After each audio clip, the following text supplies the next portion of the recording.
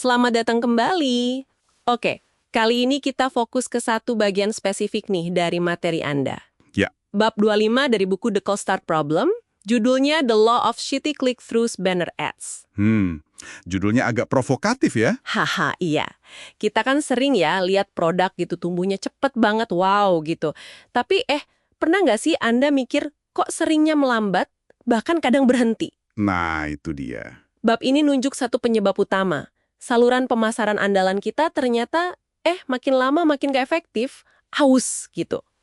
Mari kita coba bedah ini deh. Yang menarik sebetulnya gimana fenomena yang kayaknya alami ini ternyata ada polanya. Jelas banget.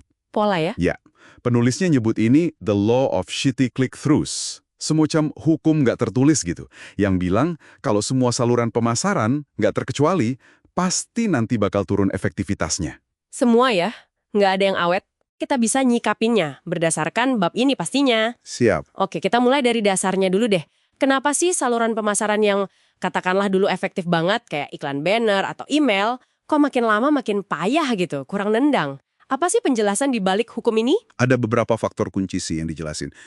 Pertama, ada fenomena namanya banner blindness, kebutaan banner. Banner blindness, kayak nggak ngelihat banner gitu. Iya, persis. Dan ini bukan hal baru loh. Udah diobservasi dari akhir 90-an. Ada peneliti Benway sama Lane. Intinya, kita sebagai pengguna internet itu secara nggak sadar belajar buat ngabaikan elemen halaman web yang kelihatannya kayak iklan. Otomatis gitu ya, mata kita udah terlatih buat nggak lihat. Betul, udah terlatih. Terus yang kedua, kita sebagai konsumen itu adaptif. Kita jadi kebal sama taktik pemasaran, sama pesan yang diulang-ulang terus. Ah iya. Contoh gampangnya mungkin email ya. Dulu dapat email undangan buat gabung platform baru mungkin masih, wah menarik gitu. Sekarang, aduh, inbox rasanya banjir banget. Tepat sekali. Bab ini kan nyorotin banget soal click-through rate, CTR. Persentase orang yang beneran ngeklik link di email pemasaran. Itu turun drastis ya katanya. Banget. Data dari ClickSeed yang dikutip di buku itu nunjukin penurunan dari sekitar 30%, bayangin, 30%, jadi di bawah 13%. Cuma dalam satu dekade. Wow. Jauh kan? Bahkan platform kayak Gmail sekarang udah pinter banget. Bisa misahin mana email promosi, mana notifikasi yang dianggap kurang penting.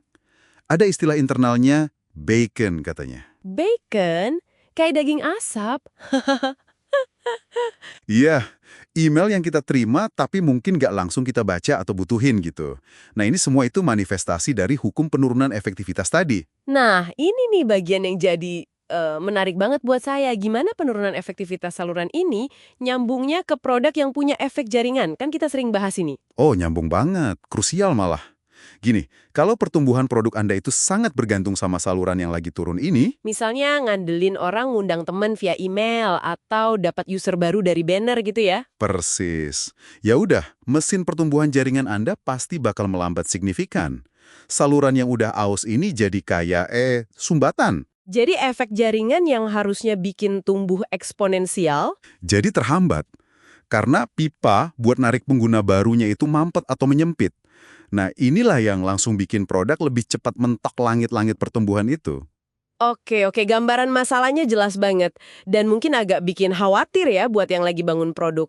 Nah, terus solusinya gimana menurut bab ini? Apa yang harus dilakuin tim produk buat ya setiganya ngelawan atau navigasi hukum yang nggak terhindarkan ini, biar tetap bisa tumbuh?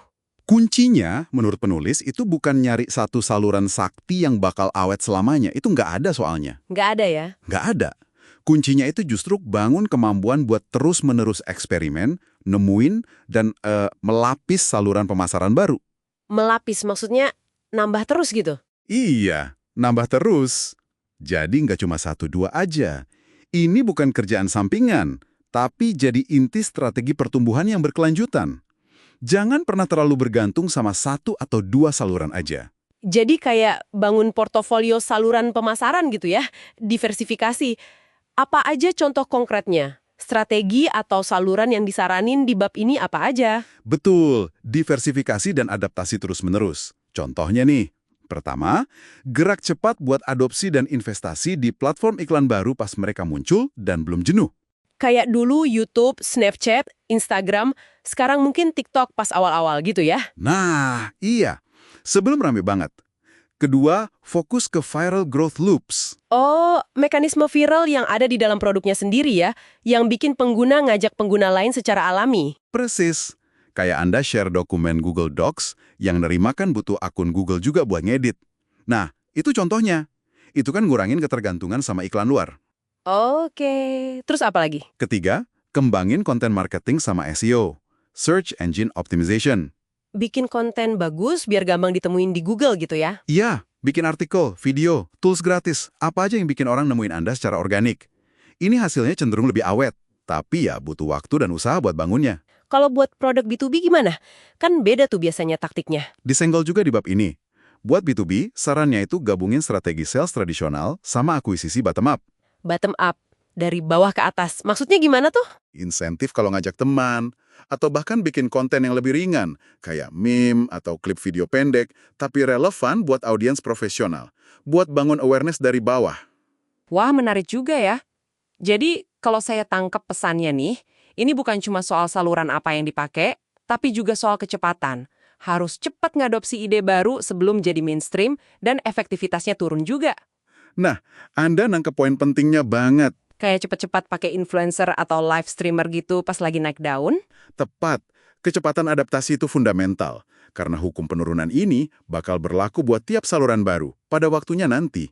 Jadi kemampuan buat identifikasi, eksperimen, dan adopsi saluran yang menjanjikan sebelum jenuh, itu jadi keunggulan kompetitif banget. Kalau nunggu sampai semua orang pakai, udah telat ya buat dapat hasil maksimal. Seringnya begitu. Oke, kalau gitu kesimpulan utamanya nih, saluran pemasaran itu dinamis ya, kayak makhluk hidup ada siklusnya, dan efektivitasnya pasti bakal pudar.